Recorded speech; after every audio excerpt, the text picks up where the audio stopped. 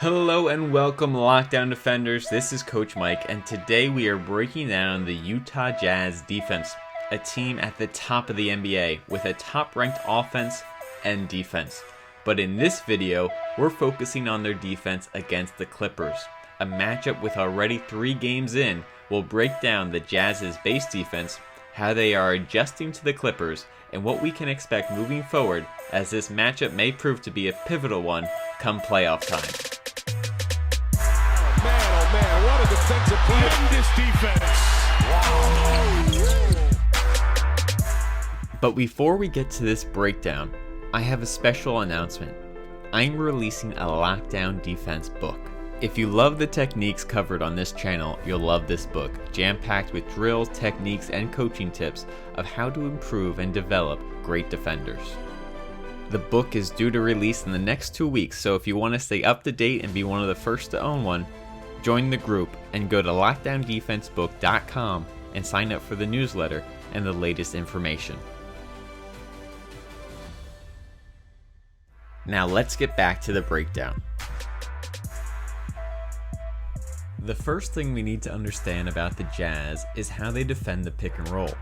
If the ball handler is out of the middle of the floor, the Jazz want to ice these ball screens, or as Quinn Snyder calls it, channel. We're going channel. Keeping the ball handler on the same side and channeling them into Gobert. This coverage keeps Gobert at the rim to protect the basket and allows their off-ball defenders to shrink the floor. For the Jazz, this coverage is rooted in analytics. It takes away layups, prevents off-the-dribble threes, and what they are willing to give up are mid-range jumpers. Now as we shift our focus to Game 1 of this back-to-back, it appeared the Clippers had 2 ways to attack this coverage.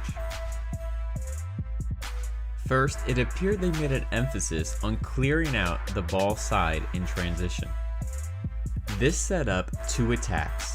First was the early reject, rejecting the ball screen before Gobert was in position below it, allowing their ball handlers to get a step on their defenders as they're shifting their feet, and making it extremely difficult for their bigs to be in position to protect the basket so early.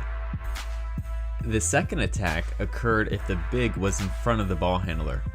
In this case, the big would turn and set a step-up screen, allowing their ball handlers to find space against Gobert. This also opened up the pick and pop if they wanted Ibaka to take open threes. So let's start diving into how effective these attacks were and how the Jazz adjusted. Short mid-range, it comes off to... After the first 3 times the Clippers ran it for a layup, a floater, and a foul, the Jazz knew they had to adjust. The first thing they did was just adjust how they guarded Lou Williams in this action.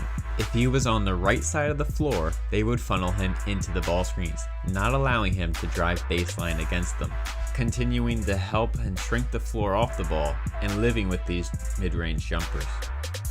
The second adjustment they made was running their bigs straight to the rim, so they were in position immediately for the channel coverage. Especially against Zubac, they didn't have to leave the paint, which left them in position to channel immediately at any moment. The Jazz continued to guard these baseline rejects effectively, so the Clippers had to adjust. They started running these drag screens more in the middle of the floor, which allowed their ball handlers to snake the coverage to get mid-range jump shots or attack the rim. In response, the Jazz made their most common adjustment to their channel coverage, which was lifting the channel defender up higher to better deter these snakes and contest pull-up jump shots. Not looking for an abundance of mid-range pull-ups, the Clippers didn't go to this as often. The next chess match came with those slot step-up screens. And this attack also started early in the game, but the Jazz base coverage was able to handle the first few, because if the ball handler attacks aggressively, it becomes an automatic switch to a pop. In this clip, the Clippers flow into their next action and don't take advantage immediately of the mismatch. This time, however, Beverly throws the pass to the pop early and then tries to come back for it to attack the mismatch. The Jazz do a great job of switching out of the mismatch, taking away anything easy and coming up with a big shot clock stop. This time the Clippers made a sneaky adjustment. Instead of attacking off the step up downhill, they would attack laterally. This allowed the on-ball defender to stay mostly attached, but drew Gobert further and further away from his man. And after one shot, you know Ibaka was ready to make another one. Could not have been on Donovan. Yeah, so Joe, you saw him walk off not happy with the third. Immediately after, out of a timeout, they adjusted to automatically switch these step-up slot screens, taking away open shots and living with Gobert one-on-one. Coming out of halftime, the Clippers ran a set to get some movement before going into this step-up action. And instead of popping Ibaka for three, they used him as a screener, trying to get Lou Williams open. The Jazz did a good job staying down and attached, and the Clippers had to flow into this zoom action again, which we'll go over shortly. Confident with the set, the Clippers went to a similar action later in the half, this step-up runaway down screen. This time they get the three, but it's highly contested, and the Jazz guard it well again. Whether it was by accident or a purposeful adjustment, the Jazz guarded the step-up this way twice, channeling the ball handler away from the screen and again towards their big, but to the middle. It's hard to tell if the players were just overemphasizing getting over the step-ups, or if this was a deliberate adjustment, because if it was, it's an interesting one, and one the Jazz might be able to use more if future opponents use the step-ups more effectively. The Clippers had another way they wanted to attack the middle of the floor, and you already saw a glimpse of it when the step-up screen was unsuccessful. They flowed into this zoom action, sending a down screen into a dribble handoff. In this example, Lou doesn't come off the handoff to attack, and instead they swing it and get this contested three that goes in. Again, the Jazz guard the initial screen effectively, channeling and recovering to the pop, and they flow into this zoom action. Reggie Jackson shows good patience here, hiding behind the screen until he can get a step on Clarkson and then attack downhill for a floater. The next time they come back to this action, it's out of a timeout, and it's initiated at the elbow. Again, a down screen into a handoff, allowing Lou Williams to attack downhill, draw two defenders.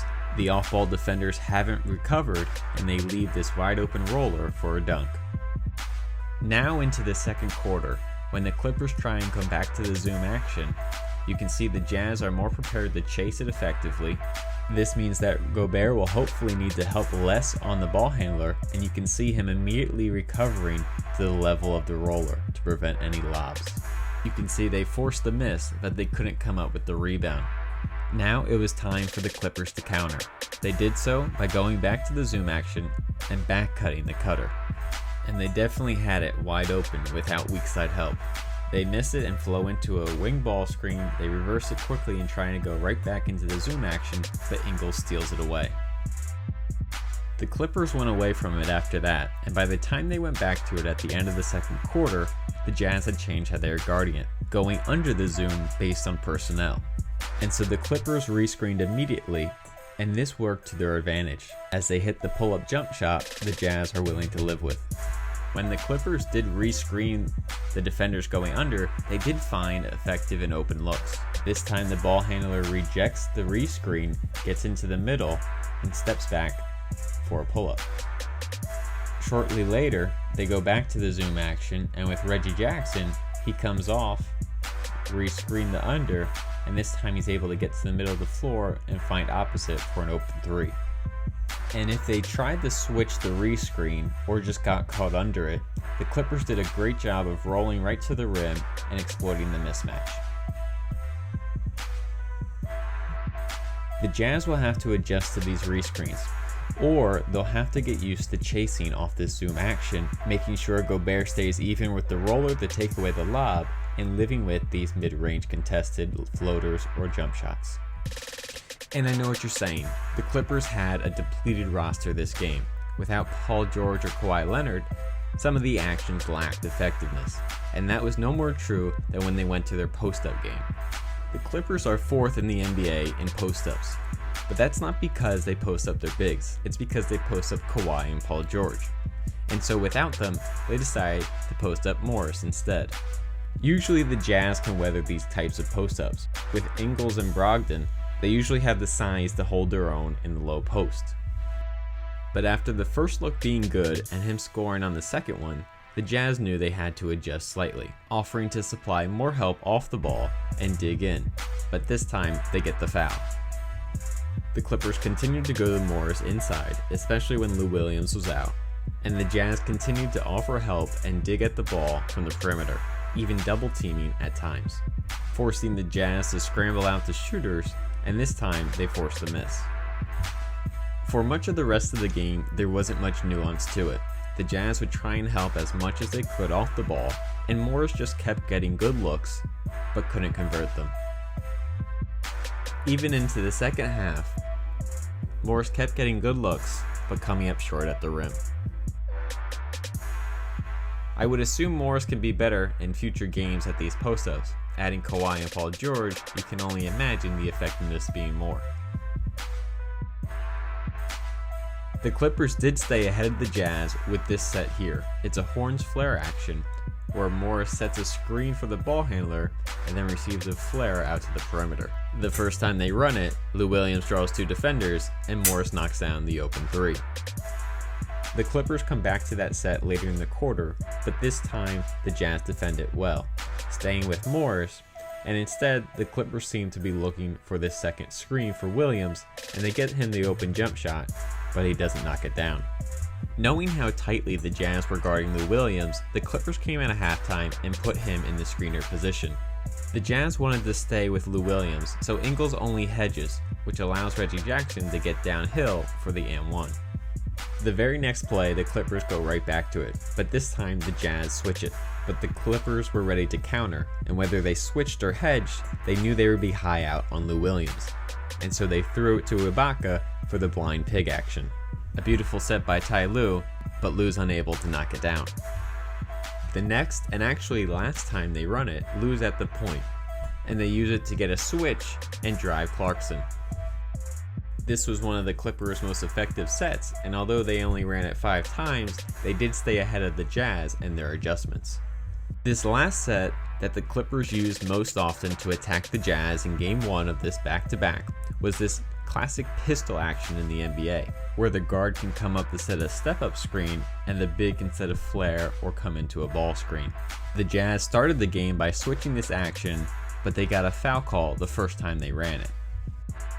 Now knowing the Jazz were going to switch that step up with the guard, the Clippers came back and slipped it.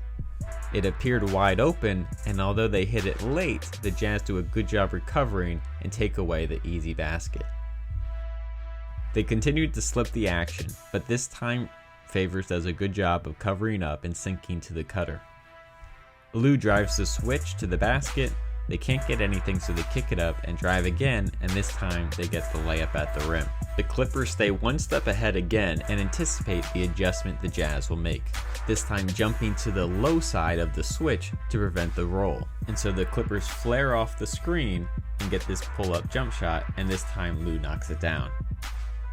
To counter, the Jazz gave more of a cushion on the switch to protect the basket.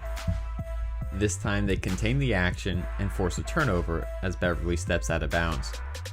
You can see later, even if it is Lou Williams coming off of it, they still cushion the ball handler to try and contain the action better. Lue is still able to get a step on Mitchell, and he's able to hit a baseline drift for an open three that the Clippers can't knock down. As in most NBA games, it's a battle of small adjustments. The Jazz were able to come up with the win and held most of the Clippers' actions in check.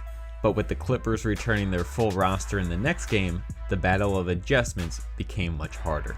Check out my next video of Game 2 to see how the Clippers adjusted to counter the Jazz's defense, and how the Jazz tried to hold Kawhi and Paul George in check. As always, I'm Coach Mike with Lockdown Defense. Keep up the good work.